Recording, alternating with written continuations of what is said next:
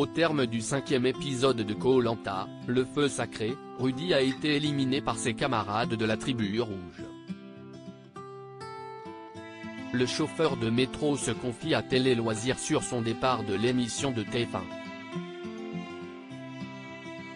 Il a tenté un coup de bluff avec un faux collier d'immunité mais cela n'aura pas suffi. Ce mardi 21 mars, Rudy a été éliminé de Koh-Lanta, le feu sacré par ses coéquipiers de la tribu rouge. Le chauffeur de métro a senti le vent tourner quelques minutes avant de se rendre au conseil mais il n'est pas parvenu à détourner les votes qui le visaient. Pour Télé Loisirs, le candidat se confie sur son aventure, et exprime notamment sa rancœur envers Elena et Anne-Sophie qu'il espérait garder auprès de lui jusqu'à la réunification. Elena m'a déçu avec son retournement de situation Télé Loisirs, que vous dites-vous au moment où vous voyez votre prénom apparaître sur les bulletins de vote ? Rudy, très honnêtement, je m'y attendais. J'avais été mis au courant par mon allié Esteban. Quand CIST arrivait, je voulais savoir quelles étaient les raisons d'Elena et Anne-Sophie. Elles ne m'ont pas trop convaincu. Anne-Sophie veut éliminer les plus faibles alors qu'elle n'est pas au top de chez top, voire pas vraiment plus forte que moi. Mon problème, CIST que j'étais une grande gueule. Forcément, la moindre petite erreur est multipliée par 10. CIST vrai qu'en natation, je ne suis pas très fort, on ne peut pas le nier. Elena m'a déçu avec son retournement de situation. Je l'avais protégée et mise en garde. Clairement, elle m'a trahi. CIST un coup dur.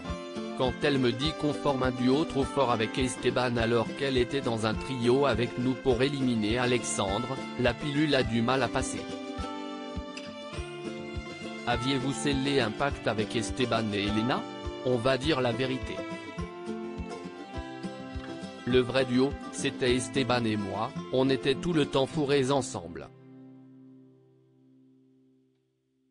Qu'on puisse faire peur, ok. Mais on était quand même ouvert aux autres et Elena était très présente de temps en temps avec nous. J'étais loin d'imaginer qu'elle était un peu manipulatrice.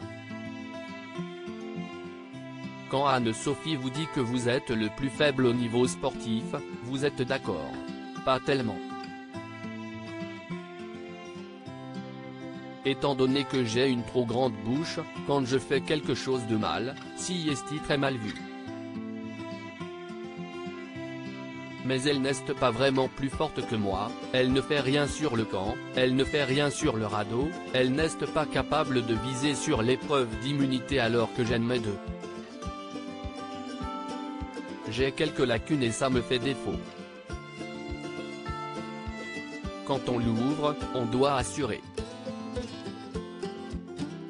Avec Tania, il n'y avait pas de stratégie. Est-ce que vous vous êtes surestimé au niveau de la stratégie ?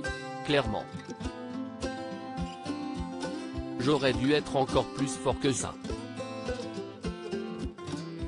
Je ne reprocherai jamais aux jaunes leur façon de jouer. Quentin, Frédéric et Clémence ont joué fair-play, je ne peux rien leur dire. Mais quand deux brebis galeuses viennent les voir dans le camp adverse, CIST du pain béni, ce sont 2 votes supplémentaires servis sur un plateau. Si l'aventure était à refaire, diriez-vous moins que vous êtes un grand stratège ? Je ne dirais rien du tout. Mes filles m'avaient prévenu de ne pas faire mon petit chef. En fait, CIST dure quand on est de nature à ouvrir sa bouche. Si jamais je devais le refaire, je mordirais ma langue pour ne pas parler. Quand je regarde Koh-Lanta depuis longtemps, Ceux qui vont le plus loin sont les plus discrets. Ça a été plus fort que moi. Comment expliquez-vous votre complicité avec Tania? Dans la vie, il y a des gens avec qui ça accroche tout de suite. Dès qu'on est arrivé à 20, on avait une facilité à parler, à rigoler, à faire des choses ensemble. Si est un naturel qui s'est fortement installé. L'amitié était là, l'entraide aussi. On ne discutait pas de stratégie parce que le fait de se retrouver ensemble, c'était naturel. On avançait forcément ensemble. Mon plus grand regret, avoir fait confiance à Elena et à Anne-Sophie dans l'épisode, on voit les aventuriers commencer à cracher dans votre dos. Comment était l'ambiance sur le camp? Ça parle derrière mais rien n'était dit en face. Dans mon caractère, je sais que je parle beaucoup donc je sais que je peux agacer. Dans la vraie vie, je suis social et jovial. Je suis en mode bienveillance à la base. Dans un jeu comme ça, je peux agacer parce que les gens veulent à tout prix gagner. Quelle est votre plus grande fierté? Si est d'avoir participé à Koh-Lanta, tout simplement. Sur plus de 40 000 personnes, j'ai été retenu. On veut toujours aller plus loin, j'aurais aimé être sur les poteaux. Je suis quand même assez content de ce que j'ai fait. Quel est votre plus grand regret? Avoir fait confiance à Elena et à Anne-Sophie. Mais il faut bien se dire que ce n'est qu'un jeu. J'ai un peu de rancœur mais je suis passé à autre chose. La vie a repris son cours. Je n'aille pas de mal à ce qu'on m'élimine mais si est plutôt la façon de le faire, de m'avoir menti.